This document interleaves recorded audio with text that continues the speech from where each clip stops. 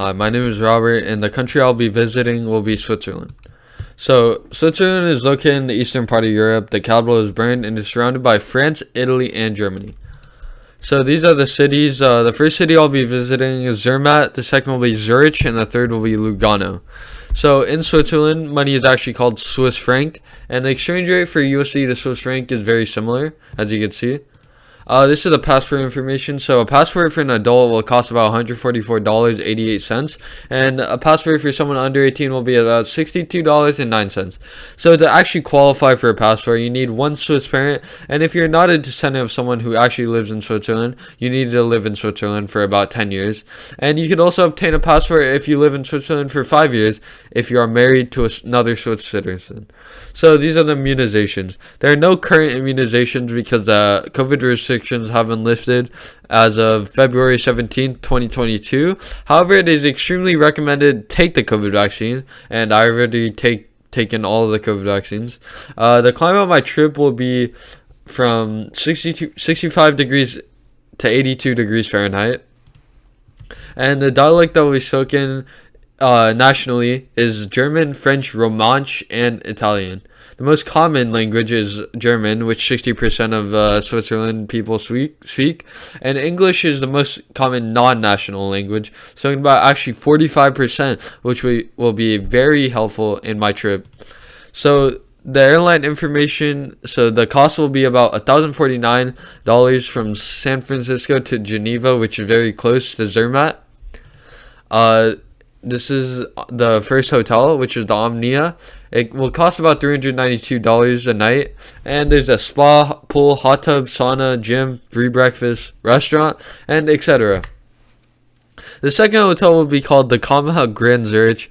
There's a spa, gym, free Wi-Fi, air conditioning, bar, and restaurant available, and it costs about $215.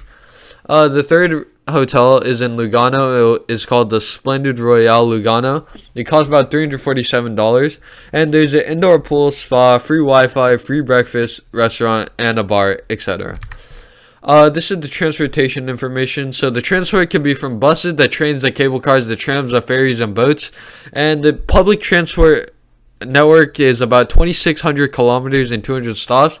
This shows that the transport is connected at a local or regional level, and you can use trains to connect Switzerland to faraway cities and other border countries. It will be likely how I transport in my trip.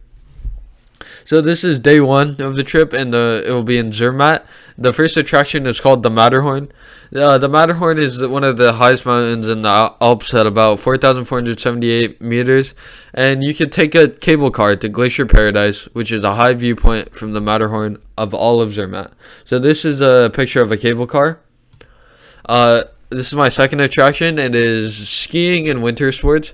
So Zermatt actually has year-round skiing with available place to ski between 2,500 and 3,900 meters in the mountains. There are lifts to the glaciers at about 4,000 meters, and it carries 2,000 skiers each hour. Other activities, if you don't want to ski, are skating rinks, trails, night skiing, and curling rinks. So this is my third attraction, and it is also in Zermatt. So under the Matterhorn, a village lies, and is about 1,600 meters altitude. And in this village are horse carriages, world-class restaurants, hotels, boutique shops, and Swiss shops. So for travel, there's no gas-powered cars and only electric taxis that are eco-friendly, because Switzerland likes to keep the greenhouse gas emissions low.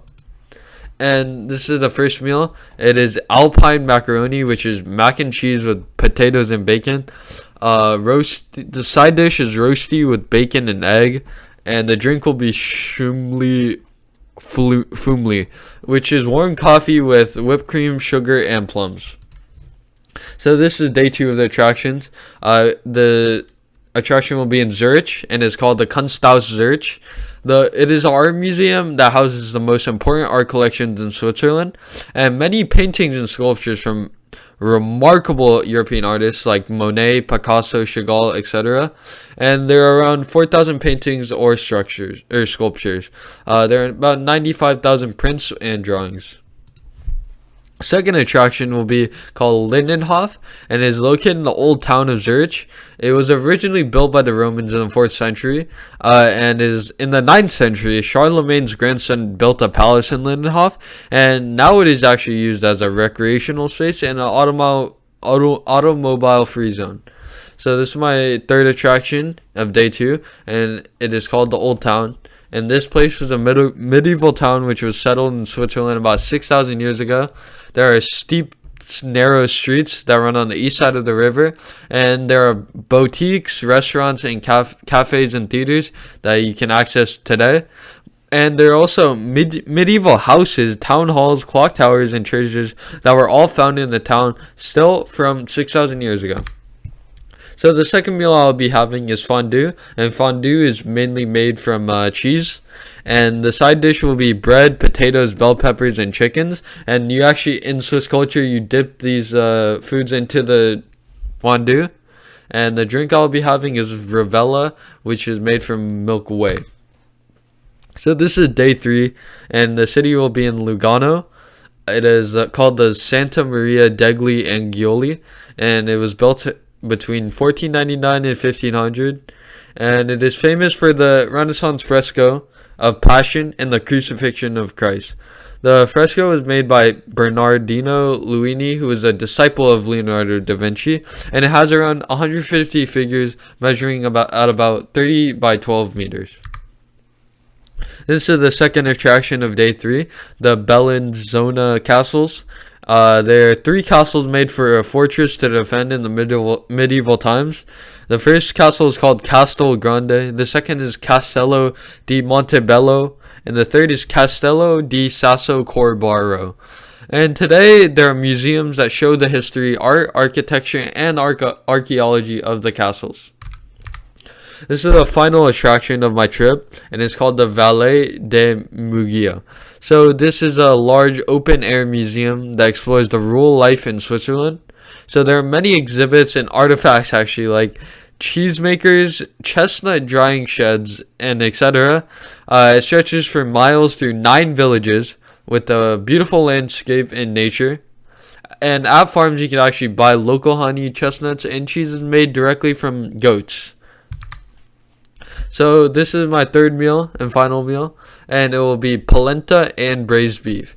So the side dish will be Vetrin Montador, which is just cow milk cheese, and the drink will be Susmost, which is also translated to apple cider.